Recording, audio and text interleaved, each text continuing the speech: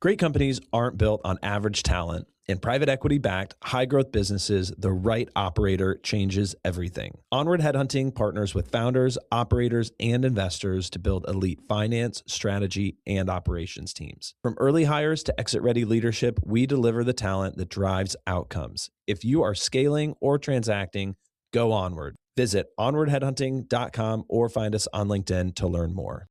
This is Scott Becker with the Becker Business and the Becker Private Equity podcast. Today, we're thrilled to be visiting with a brilliant leader who's literally third generation of a really well-known business in the Chicago area and probably nationally for all that I know. But I know it for being a paragon of great service and excellence in the greater Chicago area. We're talking today with Jake Stotter. Jake's with FenceWorks. He's one of the leaders there, literally third generation. We're always known, and we see it on the billboards, known as the guy on 41. Jake, take a moment and tell us about yourself and about the business. Yeah, absolutely, Scott. Again, thank you for having me today. So, Jake Stotter, yes, third generation here at FenceWorks. We also go by the guy on 41. We used to be on Route 41 in Highland Park, Illinois for God knows, at least 5 decades. Started the business in 1967 by my grandfather, Stan Asher, and been serving the Chicagoland area, predominantly the North Shore suburbs and northern neighborhoods of the city. Started off as strictly a fence company, residentially, and since the mid-90s have expanded to basketball hoops, playgrounds, and trampolines, and full service. So from consultation to sale of the product, and also providing the service for the installation all the way through to repairs and anything you need for the lifetime of the product. So been around for a long time and love what we do. And take a second. You're in an area where it seems like, again, people are staying in their houses for a long time. They're doing things to improve them. What are sort of the things that you're watching? What are the big trends you're watching in the world and business that you folks are in? It's a great question. So I would say that consumers have become extremely good at sensing whether a company is genuinely cares or whether they're just, optimizing for transactions. Local trust truly matters. So I think when families are considering home improvement projects, whether it's the privacy and aesthetic and security and curb appeal with a fence, or they have young children and looking to provide some fun in a safe environment for their kids, whether that's with a playground, basketball hoop, or trampoline. Now with the internet and the great impact that has had to local businesses, we, as a local family business, really strive to separate ourselves compared to many of the private equity backed companies or franchises and so forth, and being that true local options that families can count on and not dealing with a call center. So we have found that families truly enjoy, staying local and not working with, more of the faceless options that may be through that internet search. So really grateful for that. So Jake, you guys have had this incredible reputation in the area. We used it a long time ago. Your company on a fence project. This goes back probably a decade plus, but great work, great service, fantastic. Talk about where the growth is today. Where is the growth? Is fences still a big part of the business? Is it other stuff? How do you break it down into the things that you folks do, and where are the growth and exciting areas? So they're all exciting, but where does the business break down? Sure, I would say fence has been steady, but still growing since 1967. It's definitely been steady, and I think now families, with the access to social media and other forms of marketing. When we were on Route 41, we had a lot of traffic. Now we're in Northbrook in a bit of an industrial park. So relying on, not just our accounts and referrals and reputation, but the other new means of advertising, especially with social media and Google, that has not only stayed steady, but growing as families, once they find out a company is, whether it's private equity backed or it's just some guy working out of his garage, not insured, having someone with the reputation we do has keeping our business in the fence side not only steady but growing as more families locally find out about us. But I would say, from a growth perspective, I'm really excited. I spearhead our playground, basketball hoops, and trampoline departments. And I will say, right, if you have young kids, there's a high probability that you'll want one of three or possibly all three during the lifespan, or the childhood of their children. So families now being able to come into a showroom in Northbrook and, dealing with, when you come in, you're not dealing with some random sales rep, you're dealing with myself here and having that personality behind it, and not dealing with a call center. There's been a lot of growth with that, and families are struggling with, tons of research and online, and with AI, can get really hung up on a deep rabbit hole of searching. So what our family does is we take that all out. So we do all the research, and every year evaluate our suppliers to make sure we have the best in class for all three of our basketball hoops, playgrounds, and trampolines, in a wide range of budgets and features and different sizes, so that no matter the size of your backyard or your kids' needs or space, you really have everything at your fingertips, and let us do all that groundwork for you. So been a lot of growth. Products have evolved. There's from no maintenance vinyl playgrounds that require no maintenance or upkeep to in-ground basketball hoops that are adjustable, so even the youngest kids can start playing faster. And even trampolines have come a long way since when I was a kid. I'm 30 now. Trampolines have become much safer as well, but still providing that fun in the backyard. So a lot of growth, and really excited for the future, and bringing this not just for the last 60 years, but 60 more years ahead or more. So really excited for that. Really amazing. And you've studied business, you're doing a ton to help maintain the strength and grow the brand of the Guy on 41 Fence Works. Remarkable. Talk a little bit about, and this must have been talked a lot about in your family over the years. There's a couple fantastic consumer-oriented business, yours and another one I think of regularly, that have done this incredible job over generations of maintaining that quality, really taking care of customers. What is the strategy or the to make it work over three generations of a family? It's so often that happens, particularly in today's fast-moving world. What are some of the concepts that you think about that have made this work so well over such a prolonged period of time? Sure. Yeah, I would say showing up, right, and service. At the end of the day, your reputation carries, right, and people talk, especially in the Chicagoland area. We're not a national company. We focus on that Chicagoland area exclusively. So with that being said, treating everyone like family, right? Everyone in our family business, whether it's my dad, my uncle, my grandfather, my grandmother, myself, everyone in our family at some point has been through FenceWorks, but that is now who is currently on staff here. But I would just say, consistency and transparency, and the ability to show up, right? A lot of companies out there, whether you're on the online space, at least you're dealing with call centers, you're dealing with just being a number in the system. So just consistently showing up, following up, and living through the work that you're promising, and knowing that we're not going anywhere, right? If you need something, you text me, you call me, right down the street, right in your backyard. So at the end of the day, it just comes down to consistency and following through on what you're promising. And families, that gets around, right? And that's what builds a reputation, I feel like, over the years, is consistent service, showing up, and following through on what you promise. And showing up really is the start of all of it. What was the dinner table like in a family that's in the third generation of a business, a great business? Was there a lot of family conversation about, we don't take it for granted, we work at it every day? How did that go, and how did those values get instilled in the second generation, the third generation, to keep on doing remarkable work and remarkable service? Sure. So, funny enough, now I'm 30, but since I graduated from Miami University Farmer School of Business, I wanted to not go into the family business right away, right? So I started out actually in consulting in the digital product space, mobile apps, websites, and that really gave me a foundation of from the digital side of things. And as a longstanding family business, I didn't want to come in here and change everything. If it ain't broke, don't fix it, is the saying that was constantly reminded to me. But ultimately, if it can be improved, right, there are certain expectations, internally, operations wise, but also customer expectations, how quotes are delivered, communication style. People aren't emailing as much. They prefer text. It's a bit more convenient. So ultimately, now this is my third year in the family business. and ultimately there's a lot of low hanging fruit and things that can be, from a process perspective, improved just to keep up with the times and meet customer expectations.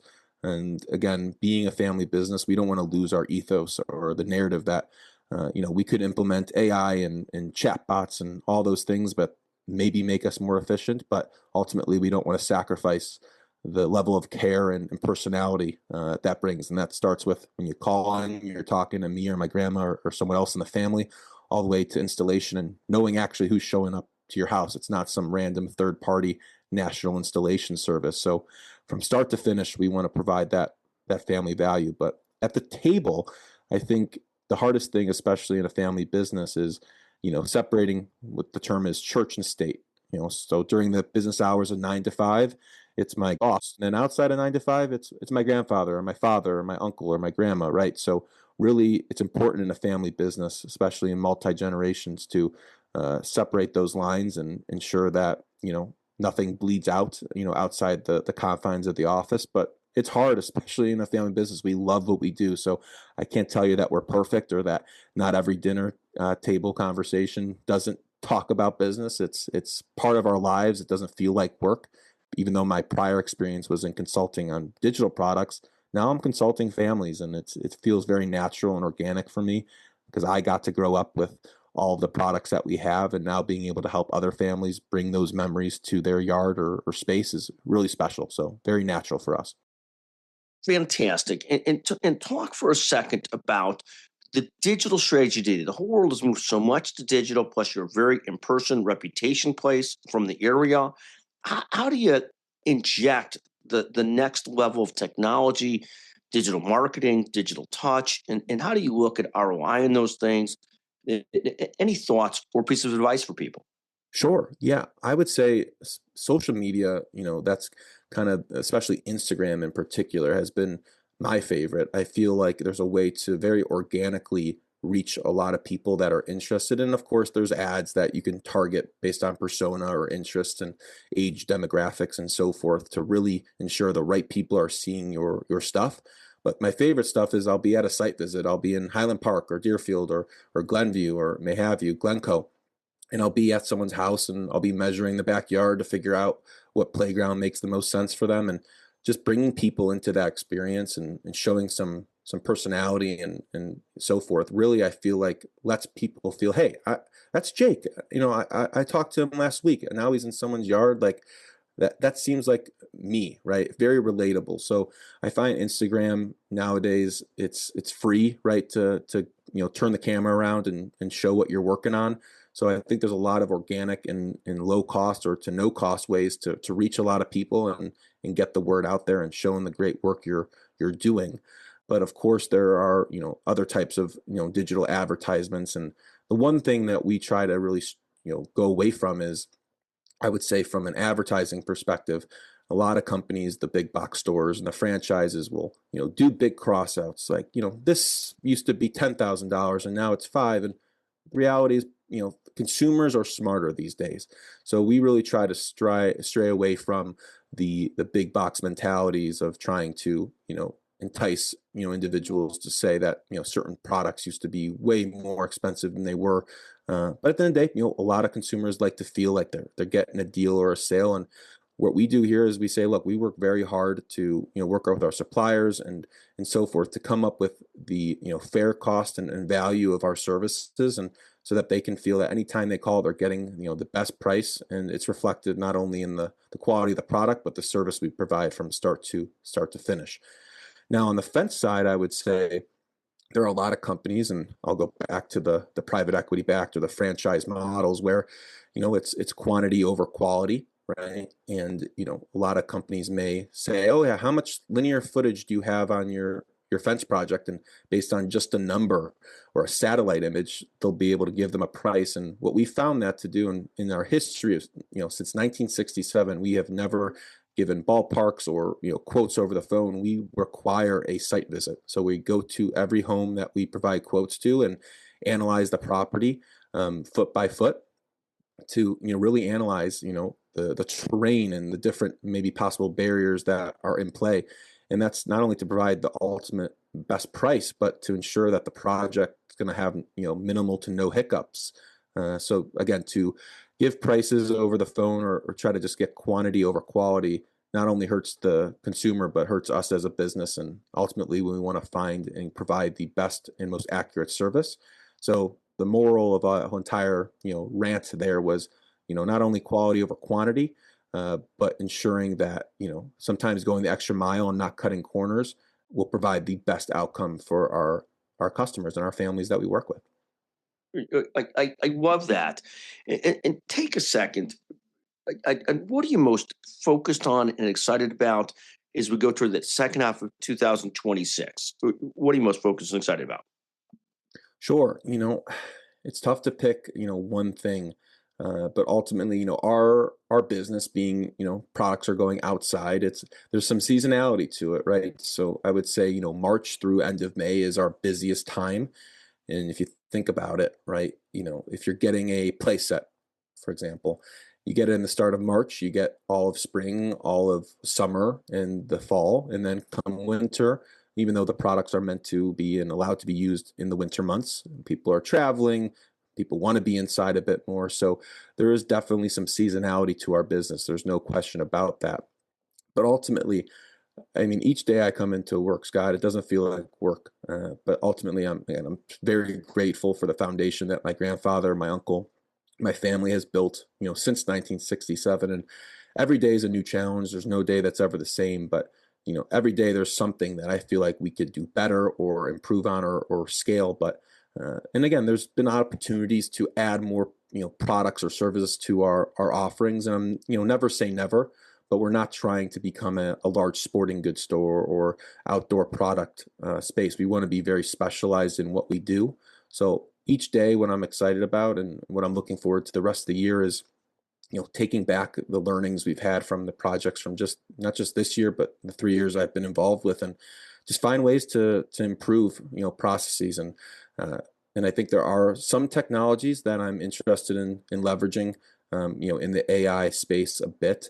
But ultimately, I don't want to lose our touch. So I think that's the toughest challenge is leveraging the technologies and so forth that are available to us today, but not losing I said it again, our ethos and the narrative that we've created that, we're not cutting corners. We are just going to leverage, what we can, but not lose, the essence of what we do, which is very personalized and customized. But there are some cool things I'm exploring, but the short answer is, tomorrow's another day, and I'm sure I'll find something new each day to get better at and scale.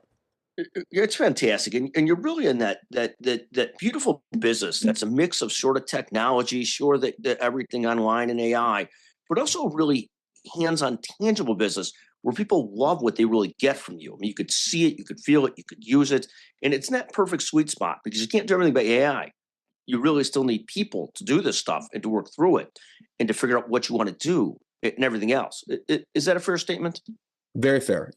I think one example is if I'm designing a playset for a customer, I do have a 3D, rendering per se software that would allow me to give a very close to depiction of what that actual set may look like in their respective yards, right? So that is something that, a call center or some of our competitors per se don't have the bandwidth nor the capabilities or desire to do. So, families thinking they have to fit inside a box or a system that is built to be mass produced, that's something we're really against. So that's back to a great example of leveraging technology but not losing sight of the customization and personalization that we can offer. So yeah, with all that said, there are some technologies and so forth that we can utilize, but it's not a discount per se to the personalization that we want to offer and the standard that we have. What a Jake! What a fantastic pleasure to visit with you. We've been long-term fans. I've never had a chance to interview somebody from FenceWorks or from the Stotter Group or your family. What a great pleasure and remarkable what you're doing. Thank you so much for joining us today on the Becker Private Equity and the Becker Business Podcast. Just fantastic. Thank you very much. Thank you for having me, Scott. Really appreciate it.